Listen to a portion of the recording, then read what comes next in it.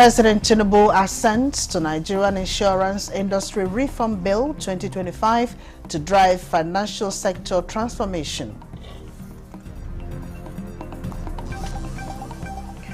First Lady Oluremi Tinubu condoles with people of Niger State, donates 1 billion naira to victims of disaster. To the glory of God, I hereby flag off the Renewed Hope Initiative to the Elumelu Foundation Women Economic Empowerment Program for the benefit of the good people of this state. Federal government launches revised national employment policy to harness job opportunities.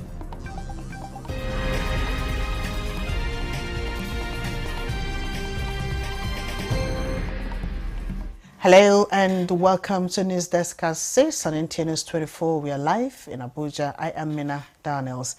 President Bola Ahmed Tinubu has assented to the Nigerian Insurance Industry Reform Bill 2025, a landmark legislation to strengthen Nigeria's financial sector and accelerate the nation's march towards a $1 trillion economy.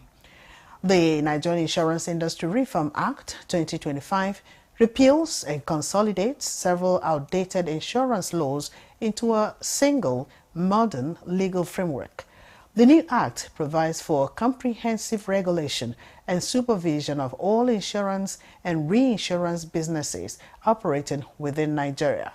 The President, in a statement, states that the development reaffirms the administration's commitment to financial stability, economic development, and inclusive growth.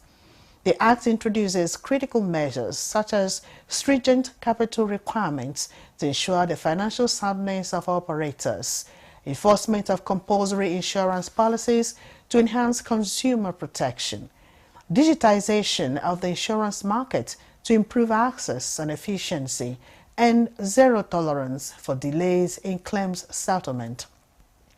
It also enhances the creation of dedicated policyholder protection funds, especially in cases of insolvency, and expanded participation in regional insurance schemes, including the ECOWAS Brown Card system.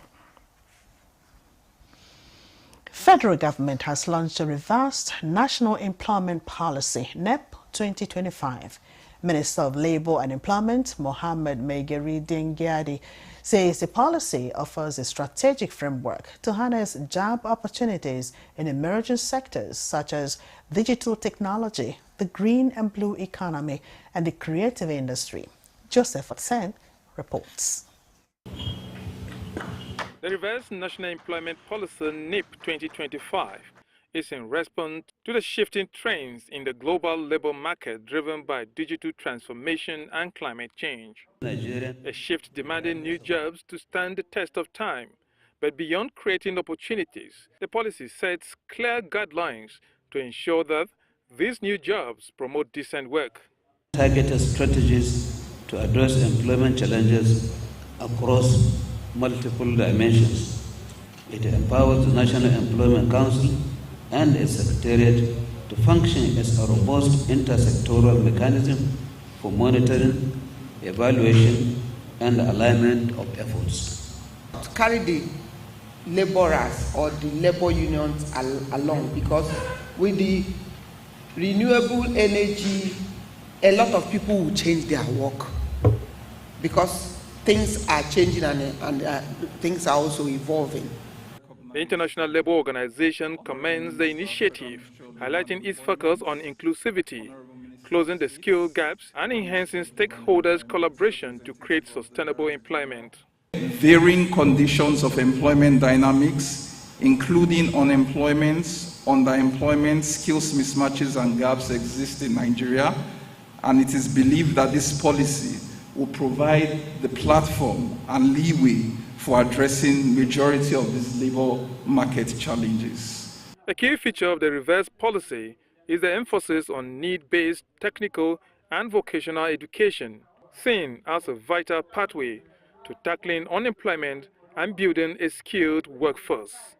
In Abuja, Joseph Otsen, NTA News. Nigeria is on the verge to start the sectoral segment of the Nigerian First policy. This is a significant change set to prioritize locally made goods and services. Guests on Good Morning Nigeria believe the Nigerian First policy will give a boost to local industries and promote economic growth. Ekemini Williams monitored the discussion. This new initiative, known as First Policy, is aimed at promoting local content development and inclusivity in procurement processes. The policy requires government agencies to prioritize Nigerian industries, businesses, and products, while also fostering partnerships with foreign companies to build capacity and deliver results. Officials emphasized that Nigeria First Policy has been welcomed as a potential game changer, with many believing it will encourage local production and investment. However, concerns remain about implementation capacity and potential challenges. What we're trying to do, what this policy is to say, let's protect our own local industry, while also giving ourselves the opportunity to compete globally in our nation. So the Nigerian First Policy really is to give a sense of belonging to those ordinary Nigerians who are striving daily to make ends meet. This is the first time that it is inclusive of SMEs deliberately, inclusive of women deliberately, inclusive of persons with disability deliberately. How do you mean? In terms of ensuring that procurements of a certain level actually is done by them. The guests say government has also made significant progress in translating research and development into tangible products, with over 40 package-ready products developed through focused efforts. A showroom will be launched to showcase these products, allowing Nigerians to experience them firsthand. We're not bringing aliens to come and, build these factories or run these factories. Top 10 businesses in the country, most of them are Nigerian-owned businesses, and this is a strong signal that we must do everything, within. So it's all about people. Overall, the guest indicates that this new policy has the potential to drive meaningful change and promote economic growth in Nigeria. All government agencies will also be required to prioritize Nigerian-made vehicles, with local manufacturers expected to meet standardization and quality assurance requirements. In Abuja, Ekemini Williams, NTA News. To build on public thrusts, the Nigerian Customs Service has unveiled a reputation handbook aimed at reshaping the conduct of its officers. Kunle Adeyeye reports that the Controller General of the service, Adewale Adeniyi, referred to the new guide as a solid cornerstone in the quest for transparency in customs operations. For the past 2 years, Customs has been outstanding in revenue generation, surpassing its targets and breaking grounds in trade facilitation with impeccable innovations. Sustaining this trajectory, the Customs Reputation Handbook seeks to legitimize the actions of officers, demonstrating a commitment to ethical conduct and transparent operations. In a bid to let all our officers and men understand their responsibility to maintain a good reputation, to ensure that we have huge reputation capital, to let them have a practical guide on what they should do. It is with that objective in mind that we are putting this handbook together. We must reposition ourselves to be seen as a government agency that is trusted, that is respected, and that is responsive. WCO advocates that we must put in place all those development. The Nigerian Institute of Public Relations rated the service high, leveraging a recent nationwide reputation perception survey conducted by the institute. You are taking the lead among the public institutions to demonstrate they recognize that reputation is no longer just a buzzword, but reputation is a necessary asset that any organization will need to drive. We now have a second mouthpiece speaking for Nigeria's image under a platform that has mandatory international integrity, WCO. The handbook spells out clear-cut operational guidelines for the officers with the hope that misconduct of a few will not dent the hard-earned reputation of the service. Kunle Adeyeye, NTA News. The same vein, the Controller General of Immigration, Kemi Nabdap, is urging senior officers of the service to align with ongoing reforms and contribute their fair share. She gave the charge while addressing a cross-session of Assistant Controllers General of Immigration in Abuja. Victor Azo reports. From passport processing to visa services and border control, the Nigeria Immigration Service remains central to the government's ongoing reforms. To strengthen the effort and fill key leadership gaps, 15 officers have been promoted to the rank of Assistant Controller General, with a charge from the Controller General to uphold integrity, innovate, and put the Nigerian public at the heart of service delivery. As senior officers in the service, your new ranks place you in a position to make critical management decisions that will shape the fate of the service. I therefore charge you all to be service-oriented, to be fair, to be firm in all your dealings. Among the newly elevated is an officer in the Medical Corps, reinforcing the service's multidimensional support structure. Now, with decades of experience behind them, the new ACGs are expected to drive reforms, not just on paper, but in practice. As a medic, it means that I have a lot to put more into the development of medicals in the service. It's a call for more commitment. It's a call for more effectiveness and efficiency in the discharge of our duties. But beyond the fanfare, public expectations remain high. Nigerians are looking not just for rank, but for results. In Abuja, Victor Azo, NTA News. This is the News Desk at 6 on NTA News 24. We have more reports after the break. Just stay with us. The power of precision, engineered to perfection. Every component is crafted with care, and each design is meticulously tested. From concept to creation, our engineers push the boundaries of technology, seamlessly blending performance and sustainability with a deep commitment to African ingenuity. Introducing the CNG Boss, a remarkable achievement in engineering designed to operate on compressed natural gas, a cleaner and more sustainable fuel alternative. At Innocent Vehicles, we proudly lead the way in creating greener mobility across Africa. And it doesn't stop there. From SUVs to sedans, spacious buses to electric cars, Innocent offers a wide range of models designed to meet every need. Innocent Vehicle, the pride of African roads.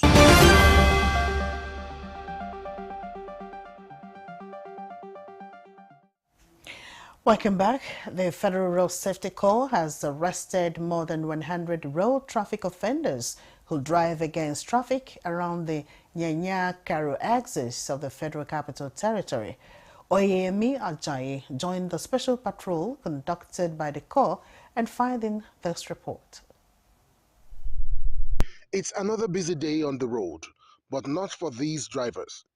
The Federal Safety Corps had rolled out a special patrol, targeting those who still insist on taking one-way routes despite the risk. There was no room for status or sentiment. Once caught, offenders were pulled over without hesitation.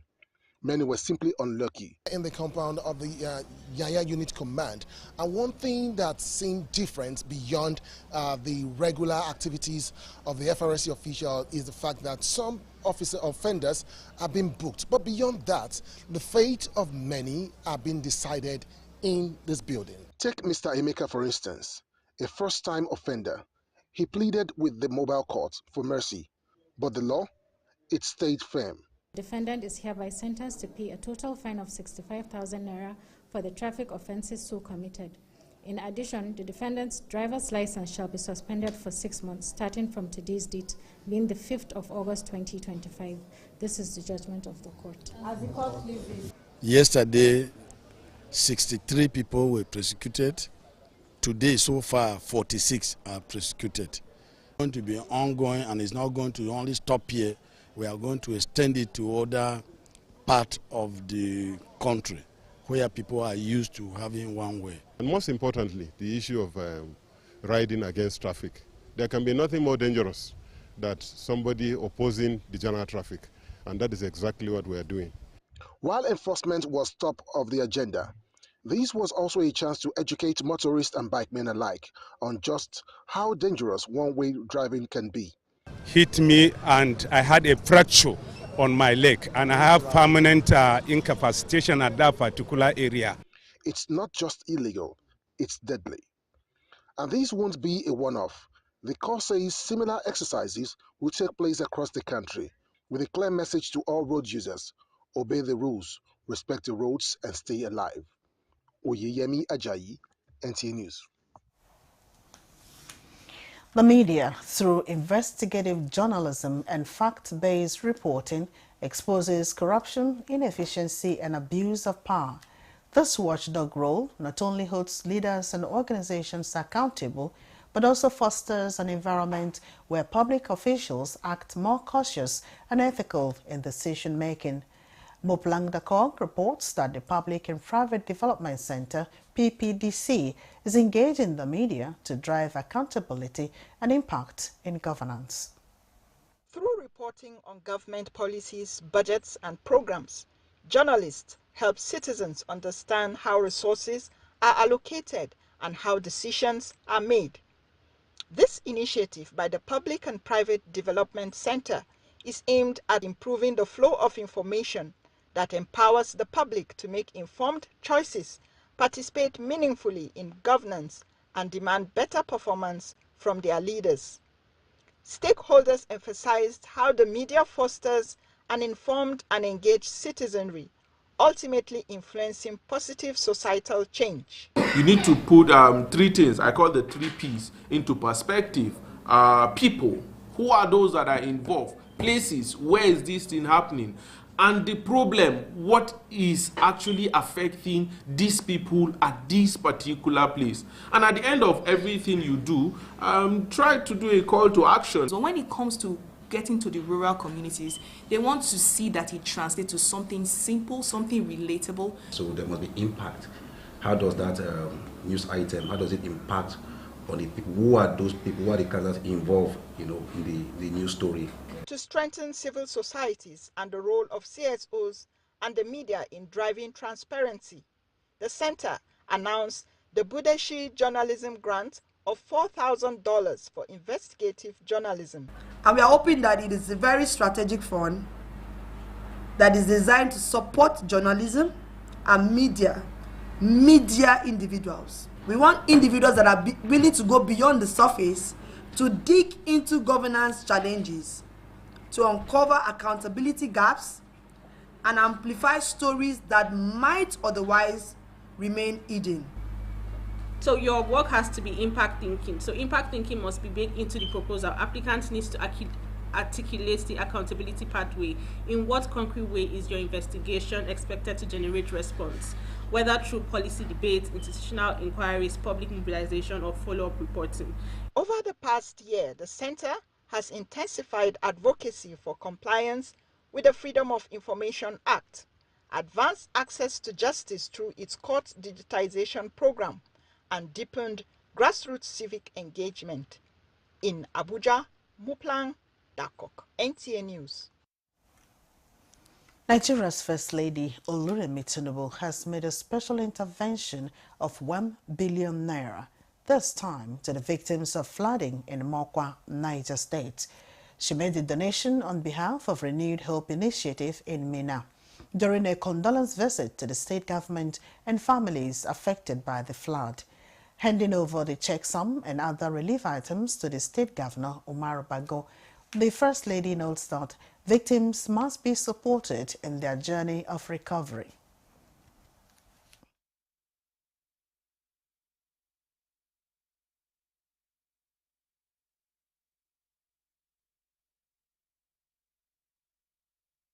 Niger State Government, the Governing Council of the Renewed Hope Initiative is donating the sum of 1 billion naira that the governor already mentioned, along with relief materials including clothes, shoes, and the bags of 50 kg rice to the state, which is 2,000 bags of rice. The funds will be directed towards housing support and essential supplies to help displaced families get back on their feet, earning daily living, and having a better life. So the empathy that you exhibit, the love you have shown, shows the kind of leadership we have as a country. So I want to thank you for providing this leadership. She also launched a separate intervention to support small and medium-scale businesses among women of the state with the flagging off of RHI Women Empowerment Program in conjunction with the Tony Elumelu Foundation. The program is about supporting the entrepreneurial spirit of our women traders and small-scale business owners who wake up each day determined to provide for their families, educate their children, and uplift their communities. I thank the Tony Elumelu Foundation, who donated 1 billion to the Renewed Hope Initiative to directly support 18,500 women across the nation. To you, our dear beneficiaries, let it serve as a testament to what is possible when women are trusted and empowered. This is the news desk at 6 and NTNS 24. Here now is a recap of our top stories. President Tinubu assents to Nigerian Insurance Industry Reform Bill 2025 to drive financial sector transformation. First Lady Oluremi Tinubu condoles with people of Niger State, donates 1 billion naira to victims of disaster. To the glory of God, I hereby flag off the Renewed Hope Initiative to the Elumelu Foundation Women Economic Empowerment Program for the benefit of the good people of this state. Federal government launches revised national employment policy to harness job opportunities. Chief Executive Code versus Brave Rock Group.